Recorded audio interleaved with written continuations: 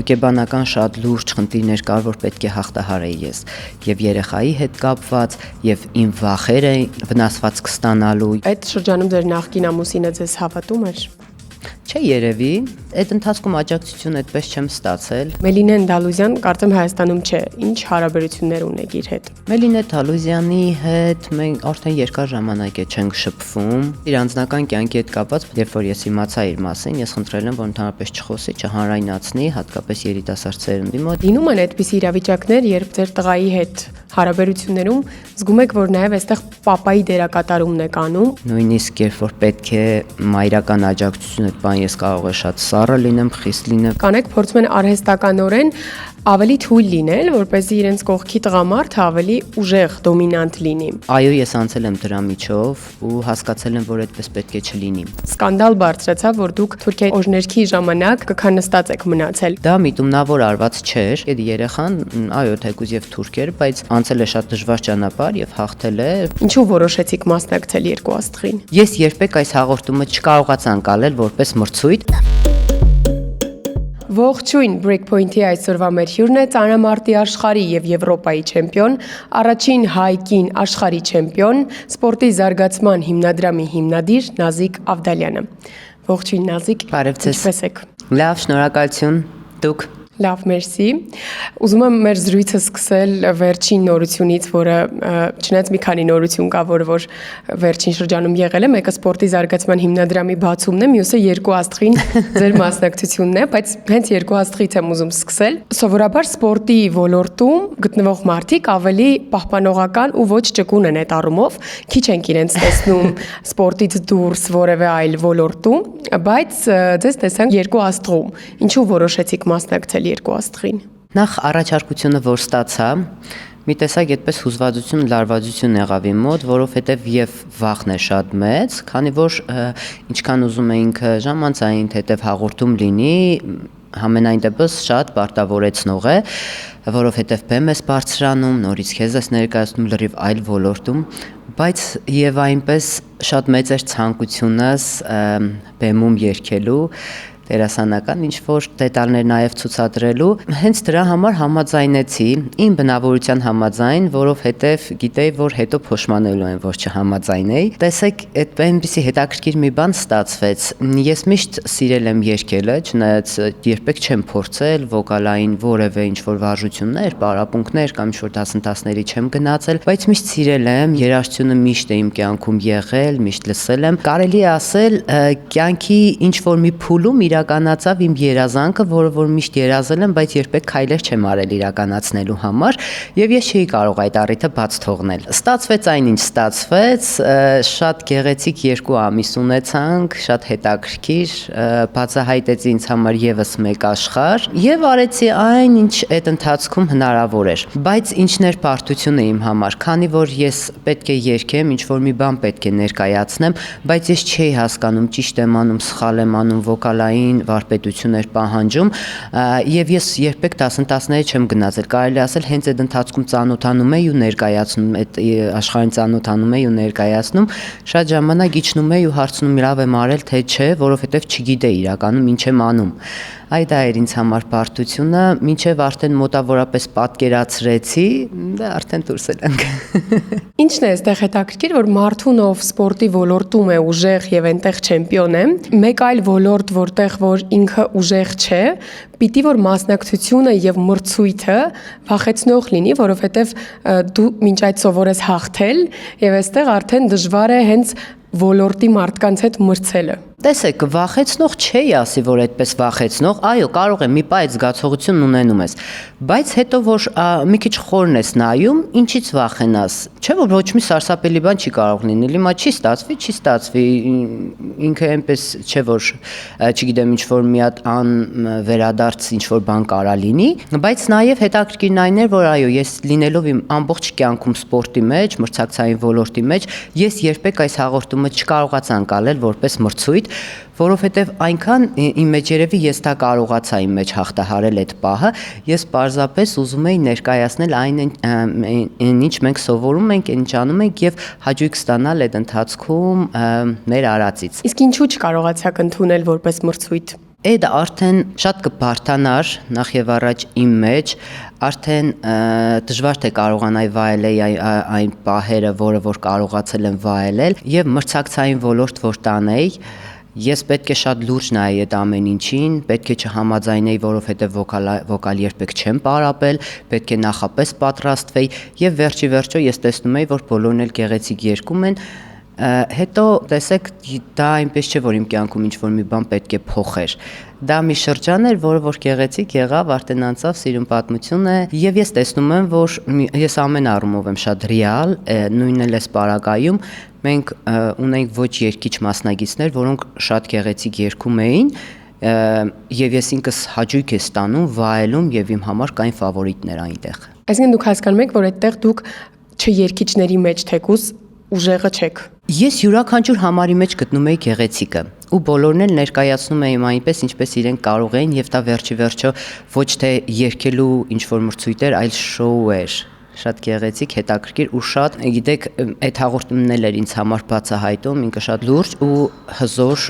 նախագիծ է շատ ռեյտինգային Եվ այո, ամենակարևորը ավելի շատ շոու անելն է, թե դու ոնց ես ներկայացնում, քան թե կարելի ասել երգելը։ Չէ՞ որ դու կարող ես լավ երգել, բայց չկարողանալ այդ ամեն ինչը ճիշտ հասցնել հանդիսատեսին։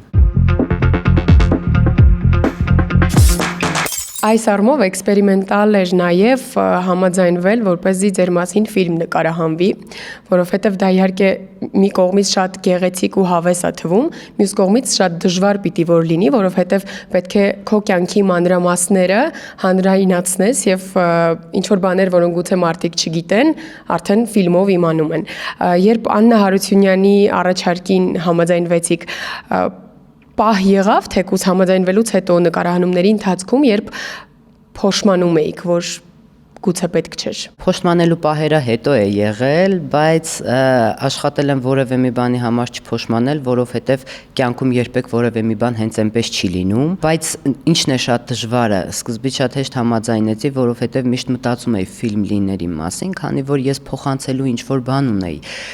Կար պատմություն, որը որ մարդկանց կարող է շատ օգտակար լինել, ինչը եւ այդպես եղավ, ինչի համար շատ ուրախ եմ։ Հենց դրա համար համաձայնեցի ֆիլմ նկարվել, բայց անձնական կյանքի հետ կապված դեպքեր եղավ, որ կիսվեցի, որը որ ինքս ինձ երկար տարիներ չէի կարողանում խոստովանել, որովհետև ես վատ էի զգում այն իրողությունից, որ ես հայտնվել եմ այդ իրավիճակում, որ երբևէ որևէ մեկը ինձ հետ վարվել է այդպես Բայց ես համարձակություն ունեցա խոսելու այդ մասին, որովհետև դա էլ ինչ-որ մի մեսիջ էր, որ ուզում էի ես հասցնել, որևէ մի բան հենց այնպես չեմ ասել ու նույնիսկ ուզեցել եմ լինի այնպես, որ մարդիկ կարողանան ենթադրություն անել եւ ինչն է այդ մեսիջը, որ թեկուզ եւ քո կյանքը պատկերացնում ես ինչ-որ մեկի շուրջ եւ իր խոսքն է քեզ համար ամենակարևորը իր ամեն ինչն է քեզ համար ամենակարևորը, դու իր համար ես ապրում, թեգուզ եւ նա չէ քո կողքին, ընդհակառակը խանգարում եմ եւ նույնն է դու մենակ կարող ես անել ամեն ինչ։ Դա էր որ դժվար էր ինքդ քեզ խոստովանել։ Որ այդ դժվար իրավիճակում եք։ Որ ես դա տարել եմ երկար ժամանակ։ Սահմաններ կան, որ իրականում չպետք է մարդ տանցնի հարաբերությունների մեջ հատկապես եւ պետք է դիմացինը թույլ չտա որ իր սահմաններն այդ հատկապես ինքնասիրության հետ կապված, անվան հետ կապված չպետք է թույլ տան որ մարդիկ հատկապես այն մարդուն, որին որ դու կյանք ես նվիրում, հենց ինքն է ոտնակոխանում այդ ամեն ինչը, ու դա դու թույլ ես տալիս, հետո ես հասկանում, որ չպետք է անեիր։ Ու դու վատ ես զգում ինքդ քեզ խոստովանելուց, որ մնաց այդպես հանրայնացնելուց, այո, շատերին թվում է թե այն մարդիկ, ովքեր որ կարող են սեմինարներ անցկացնել, մարդկանց կյանքը լինի օրինակ իրենց համար, դա իրականում շատ մեծ պատասխանատվություն է ու շատ մեծ բեռ է, որ մարդը տանում է եւ ես արդեն համոզվել եմ, որ որևէ մեկը հեշտ կյանք չի ունենում, այն մարդիկ, ովքեր որ օրինակ են ծառայում շատերին։ Ասում եք, որ հետո եկավ այդ փոշմանելու պահը, այդ հետոն երբն էր։ Դե հենց այդ ընթացքում, որ ես մտածում էի արդեն, որ այդ ընթացքում Աննան կարդում էր այդ ամեն ինչը բան, իմ մեջ սկսում էր վախ լինել, դա արդյոք ես պատրաստ եմ, որ այդ ամեն ինչը մարդիկ իմանան։ Այնպես չէր, որ ես շատ ամեն ինչն էր փակագծերը բացած, մի քանի դրվագ կար, որ կարելի ասել այդ ամեն ինչի տակ շատ մեծ պատմություն կար, մի փոքր դրվագ էր ներկայացած, կողքինին կարող է թվալ, թե հա, բայց հիմա այդ մի անգամվա համար ոնց կարելի է այդպիսի մի պատմություն, բայց ֆիլմում ցույց էր տված, որ մարդու կյանքի պատմությունն է, որ դրա տակ շատ բաներ կա, փակագծեր բացած չէր, բայց ինչ որ մի բան թողած էր, որ արդեն մարդիկ ենթադրություն անեն։ Ֆիլմի պրեմիերային նաև ձեզ հետ միասին նստած էր ձեր որդին, որը որ բնականաբար ձեր կյանքում տեղի ունեցող իրադարձություններին ծանոթ է եղել, բայց այլ է, երբ ֆիլմն է դիտում իր մայրիկի մասին եւ տեսնում է նաև դրվագներ կապված թեկուզ իր հայրիկի հետ։ Ինչպես էր նա արձագանքում այդ ամենին։ Իմ համար ամենակարևորը հենց որդուս արձագանքն էր, երբ որ ես պատմեցի, հետո հասկացա, որ կարող է որդիս տեսնի, որովհետև ես որևէ մի այսքան տարիների ընթացքում աշխատել եմ չխոսել իր հետ, խնդիրների հետ կապված մեր ունեցած, որովհետև թեկուզ եւ Վաչեիս հայրիկի տեսանկյունից որ նայում եմ, մարդը իր դրդապատճառներն է ունենում այդպես վարվելու, փորձել եմ իրեն էլ հասկանալ, բայց նաև եկել եմ այն եզրահանգման, որ չի կարելի հասկանալ ամեն ինչ։ Հենց դրա համար է լինում է այդ ամեն ինչը։ Բայց այնուամենայնիվ իմ տղային աշխատել եմ հեռու պահել այդ ամեն ինչից, փորձել եմ, որ ինքը ամեն ինչ շատ առողջ, նորմալ ընդունի, բայց եւ այնպես, երբ որ Վաչես նայեց, ինքը արդեն պատկերացնում է շատ բաներ։ Մի հատ արտահայտություն եմ ուզում անել, որ մեր խոսակցության ընթացքում մի անգամ իմ տղաս ասեց, ես որ ասեցի մենք չգիտենք պատճառներն ինչի, ինքը մեր կողքին չի կամ ինչ որ բան, ինձ ասեց մամ դու ես ասել որ մարդ միշտ անում է այն ինչ որ ուզում է, լինում է այնտեղ որտեղ որ ուզում է, հերիք է արտարացնես ու եթե ինքը ուզեր իմ կողքին լիներ կլիներ, այդ ինձ շատ ցավ պատճառեց ու ես հասկացա որ ինքը շատ բաներ հասկանում է ու չի խոսում, դե ինչև է, բայց ֆիլմի հետ կապված ընդհանուր առմամբ ինքը չխոսեց այդ մասին, ընդհանրապես չխոսեց, մենակ այդ իմանցած ճանապարհից հետո ինքը կարելի ասել այդպես ներողություն խնդրեց ինձանից, ասացի, բայց ինչի՞ ես ներողություն խնդրում Վաչան, ասում է, որ այդպես մեկ-մեկ լինում է, որ քեզ շատ եմ ջղայնացրել, ասում է, դու այդքան բան ես արտահայտում խոսքում, ինչ դրամատիկ ինչ-որ բաներ, բայց հատկապես այս տղայիս հետ կապված էի մտածում, շատ ադեկվատ ընդունել։ Այսինքն այն պահերին, երբ դուք մտածել եք, որ հիմա օրինակ Վաչեն հարցեր կունենա ինձ, թեկուզ ֆիլմը դիտելուց հետո կամ ընթացքում, փոխարենը նա ոչ միայն հարցեր չի տվել, այլ նաև ձեզ է ինչ որ բաներ ասել։ Այո, հատկապես այդ թեմայի հետ կապված ընդհանրապես ոչ մի բան չխոսեց։ Ֆիլմում մենք տեսանք այն դժվար պահերը, որ դուք ունեցել եք, որքան էլ մենք իհարկե գիտեինք այդ մասին, բայց այլ բան է ֆիլմում տեսնել այդ ամենը մի փոքր նաև գեղարվեստական լուծումներով, ու այդ դժվար պահերին հատկապես ավտովթարից հետո դուք ինքներդ էլ բազմիցս նշել եք, թե ինչքան կարևոր էր այդ ընտանիքի հարազատ մարդկանց աջակցությունը եւ ինչքան վատ է, երբ ամենակարևոր մարդկանց կողմից այդ աջակցությունը չէր լինում։ Ովքեր էին, որ չէին աջակցում ձեզ եւ ինչպես դուք կարողացաք անկախ այդ ամեն ինչից շարունակել առաջ գնալ։ Տեսեք, այդ ընթացքում այդպես որ ասեմ, մեծ աջակցություններ էր ինձ պետք, չէ, քանի որ եթե ես ինչ-որ մի բան ուզում եմ անել, այո, ես շատ կարևորում եմ մարդկանց կարծիքը, հատկապես հասարակության, քանի որ մենք ապրում ենք մի հասարակության մեջ, որտեղ որ չես կարող արհամարել հասարակության կարծիքը, բայց եւ այնպես պետք չի ապրել հասարակության կարծիքով, քանի որ այդ ընթացքում կորցնում ես ինքդ քեզ։ Հենց դրա համար էլ մարդիկ ոչ թե չէին աջակցում, այլ նաեւ որ ես վնասվածք հետագայում չստանամ, չէ՞ որ ողնաշարի կոտրվածք էի ստանում, նորից փորձում էի վերադառնալ սպորտ, շատ մարդիկ իմ համար ցավալով էին ասում, շատ մարդիկ չէին հավատում, շատ տարբեր դրվագներ է եղել, որ տարբեր բացասական կարծիքներ եմ իմացել, լսել, պնդումները, բայց եւ այնպես միշտ մտածել եմ, բայց չէ որ դա իմ կյանքն է ու եթե իմ մեջ ինչ-որ մի հատ փոքր տեղ, ինչ-որ մի հատ բան կա, որ ասում է, որ դու պետք է անես։ Միշտ ցավ էի ապրում այն ժամանակ, երբ որ մտածում էի կարող է իրոք չանեմ էլի, բայց ներսից ինչ-որ մի բան նեղում էր ինձ ու ես զգում էի, որ պետք է անեմ դա, որովհետեւ գիտեի, որ տարիներն անցնելու են ու ես փոշմանեմ, որ հիմա չեմ արել։ Ու միշտ մտածում էի թող անեմ, թող չստացվի, բայց գոնե կիմանամ, որ արել եմ։ Իսկ հետագայում պետք է անընդհատ փոշմանեն, որ իսկ կարող է ինչ-որ մի բան լիներ։ Իսկ ես չէի ուզում ապրել այդ զգացողությունով։ Հենց դրա համար էլ որոշեցի, որ այո, կվիրահատվեմ, կպարապեմ, ոչինչ, եթե չստացվի, կթողնեմ, եթե ցավեր եղավ, խնդիրներ եղավ, կթողնեմ, սարսափելի ոչ մի բան չկա, բայց ես չէի կարող չփորձել անկախ որևէ մեկի կարծիքից, ու ես եկա նրան, որ այո, ինչքան էլ ուզում է կարևորես մարդկանց կարծիքը, բայց եթե դու քո մեջ զգում ես, որ պետք է անես։ Բայց որքան էլ ասում եք, որ երբեմն նաև ձեզ սիրելով եւ ճուզելով ձեր առողջությանը ավելի շատ վնաս պատճառեք, դրա համար էին գուցե նաև չէին աջակցում կամ չէին հավատում, բայց միևնույն է այդ պահերին մարդը երբ որ կարևոր որոշում է կայացնում, փնտրում է եւ ցանկանում է ինչ-որ մեկին, ով որ կհավատա իրեն ավելի, քան հենց ինքը իրեն։ Բնականաբար Հատկապես այդ պահերին ամենահարազատ մարդկանց կողմից ենք մենք փնտրում այդ հավատը։ Կային դեպքեր, երբ փնտրում եք, բայց չէիք գտնում ձեզ հավատացող մարդկանց։ Իրականում ոչ, քանի որ միակ մարդը, ում կարծիքը իմ համար ոչ թե կարևոր էր, այդպես չասեմ, այլ թեկուզ եւ կարևոր էր, դա իմ մարզիչն էր։ Եվ ես իրեն եմ հարցրել. եթե դու հավատում ես, որ արդյունք ես կանեմ, ես կվերադառնամ, եթե ոչ։ Ու ինքը այդ պահին ասաց, որ այո, ես քեզ հավատում եմ։ Իսկ այդ շրջանում ձեր նախկին ամուսինը ձեզ հավատում էր։ Չեմ ուզում այդ մասին շատ խոսել, որովհետև հավատալը չէ երևի, քանի որ այդ ընթացքում աջակցություն այդպես չեմ ստացել եւ երևի հենց էլ դա ամենամեծ ուժն էր իմ առաջ գնալու։ Գիտեք,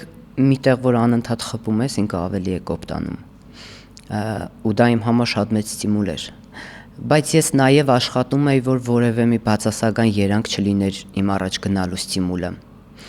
որևէ մի անգամ ես երբեք որևէ մեկին ինչ-որ բան ապացուցելու համար ոչ մի բան չեմ արել, բայց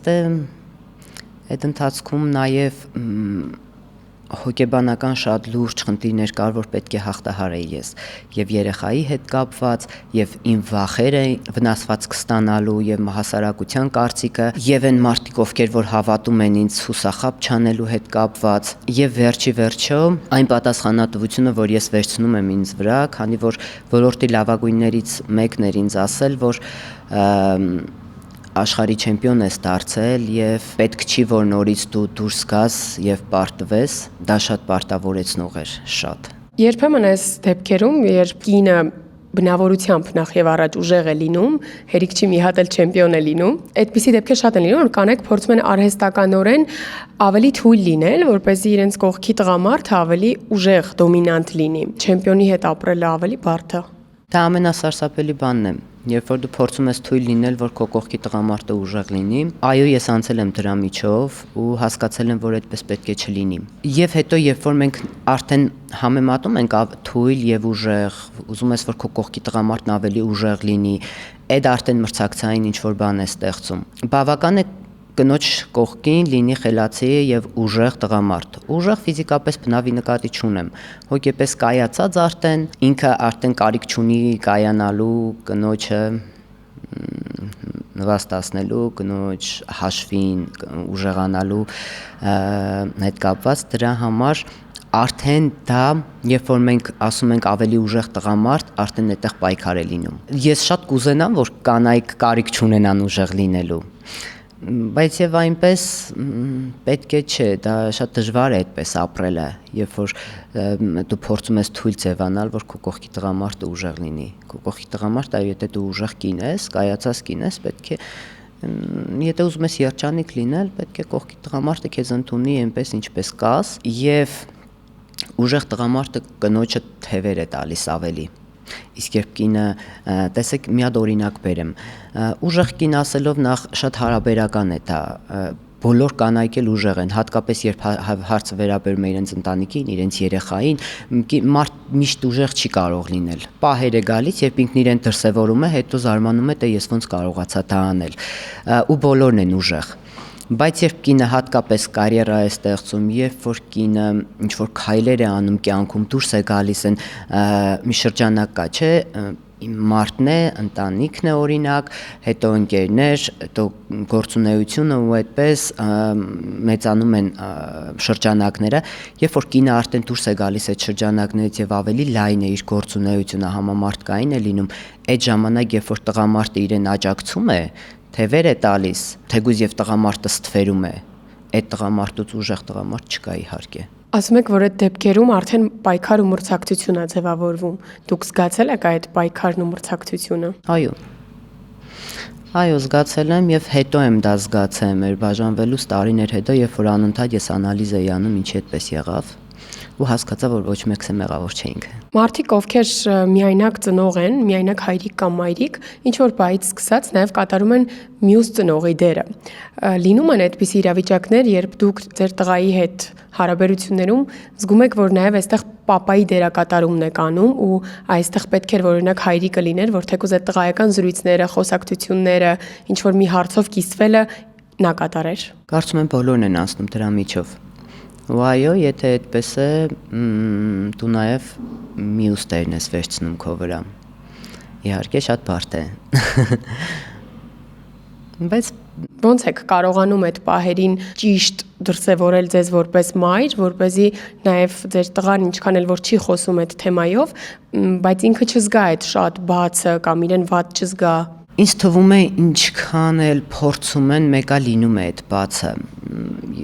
Կարող է դա հետագայում բացասական առումով արտահայտվի երեխայի մոտ, կամ դրական, այդ բացերը ինքը իր մեջ այդպես ձևավորի ու ինքը լրիվ ուրիշ մարդ դառնա ու հենց այդ բացերը լինեն առիթ, որ ինքը լինի այն մարդը, ումից օրինակ են վերցնում բոլորը։ Ենթադրություններ անի, թե ինքը ոնց պետք է չապրի կյանքում, այդ խնդիրները իրեն կոփեն եւ որպես մարդ եւ որպես տղամարդ, եւ կարող է հակառակը լինի։ Ես իմ օրինակը բերեմ, ես որպես մայր, այո, լինում է, որ շատ այդպես որպես մայր եմ սիրում իրեն,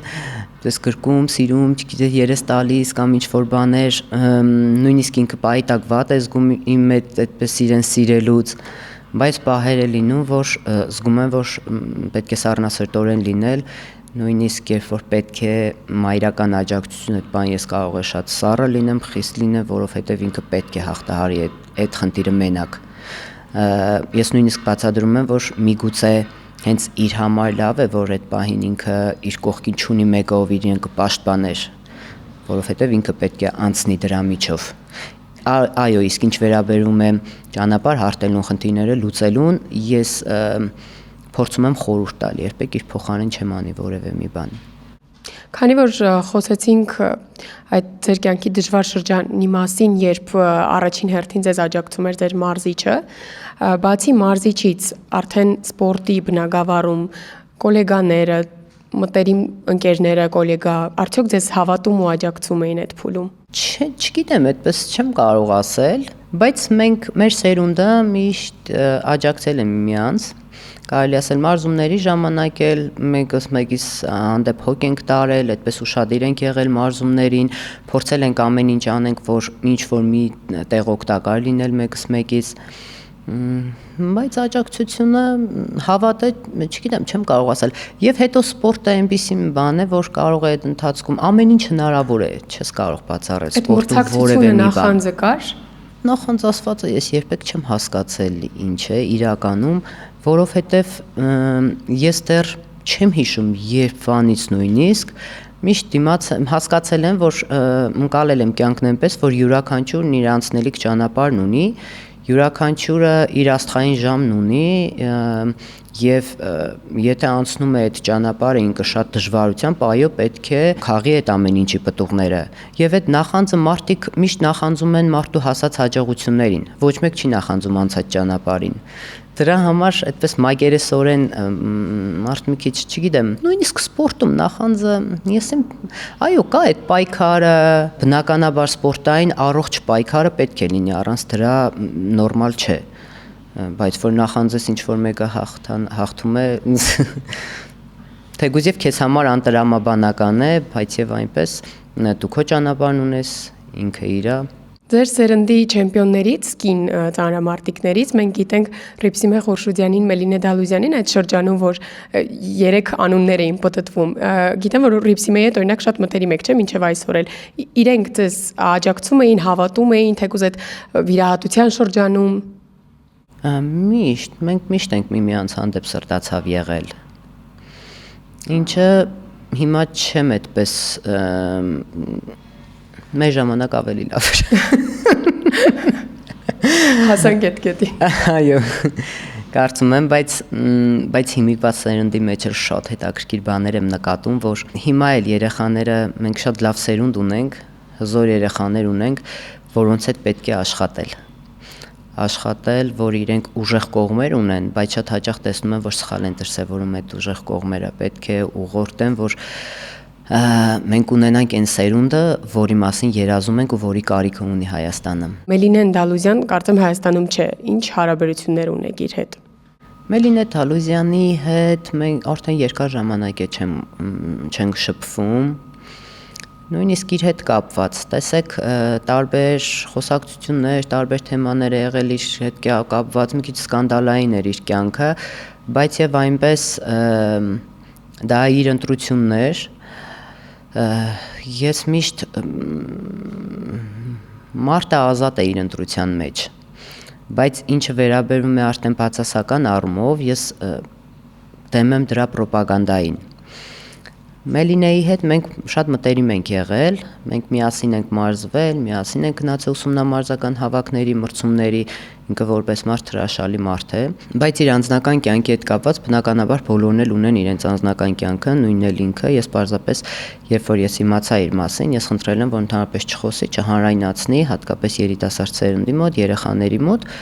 ինքը ինչ ուզում է անի, պարզապես չխոսի այդ մասին։ Իսկ նա ոնց արձագանքեց։ Շատ նորմալ ու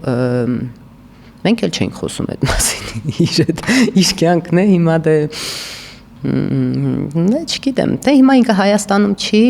այնպես է ստացվել, որ երկար ժամանակ տեղեկություն չունեմ իրենից իրականում, ճիշտն ասած։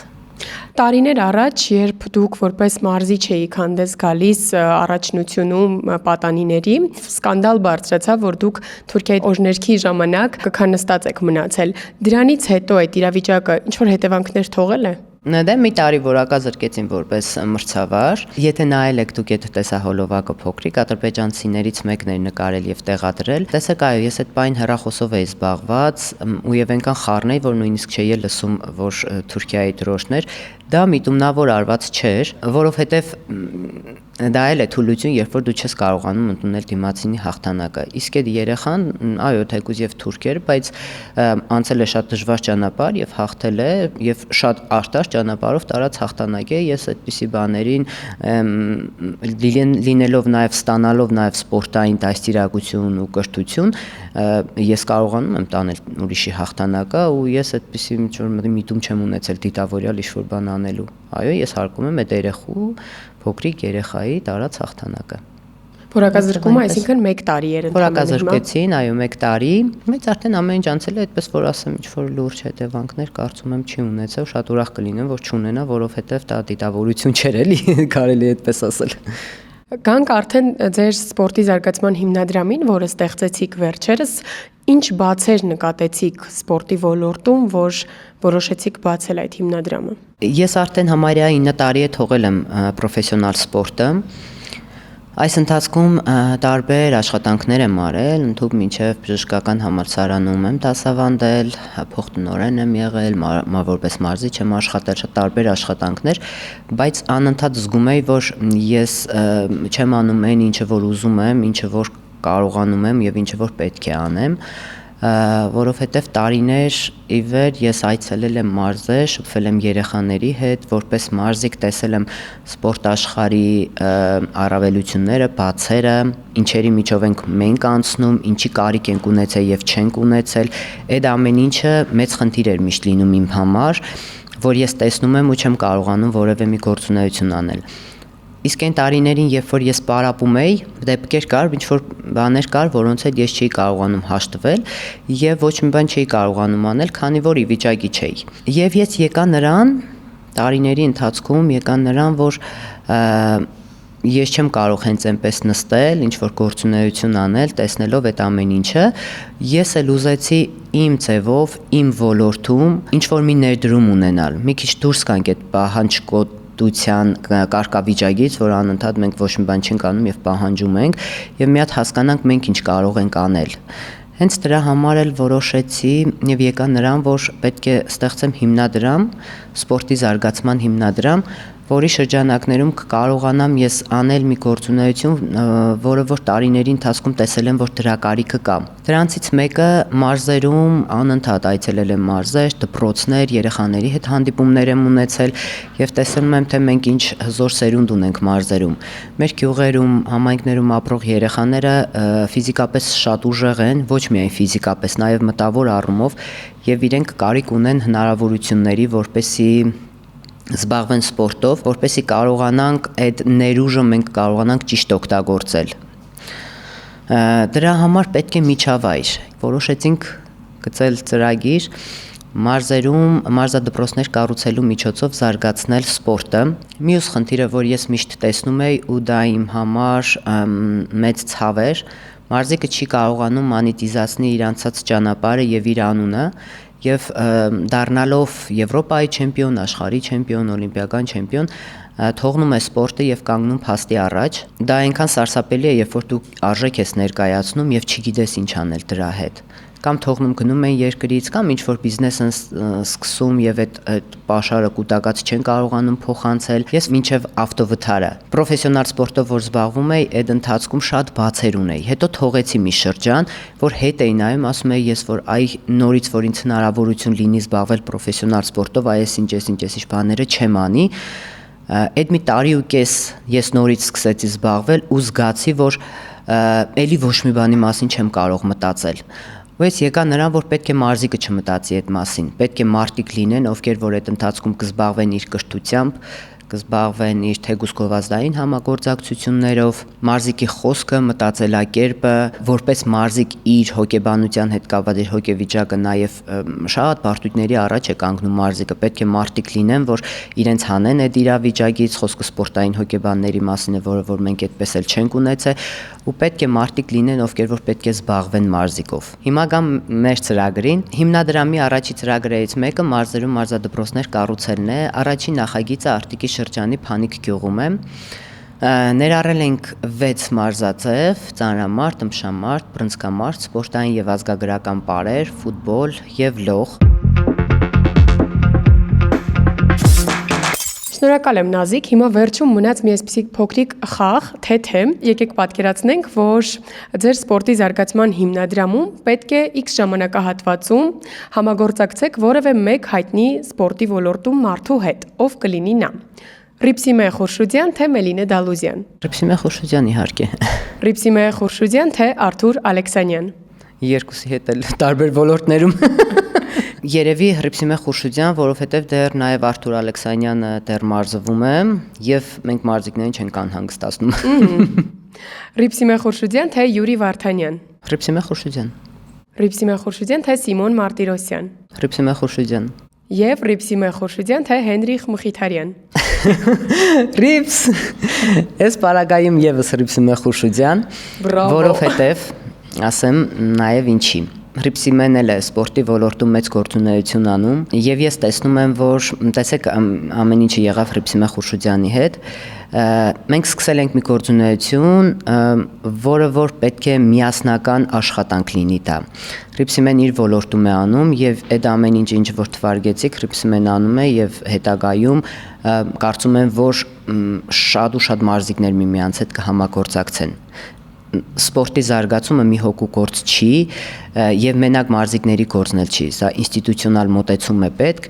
եւ ի ուրախություն ինձ Ռիփսիմեն շարունակում է իր գործունեությունը սպորտի զարգացման ոլորտում, մարզիկներ կան, որ ովքեր շարունակում են իրենց գործունեությունը եւ ես մեծ հույս ունեմ, որ շատ մեծ թվով մարզիկներ եւս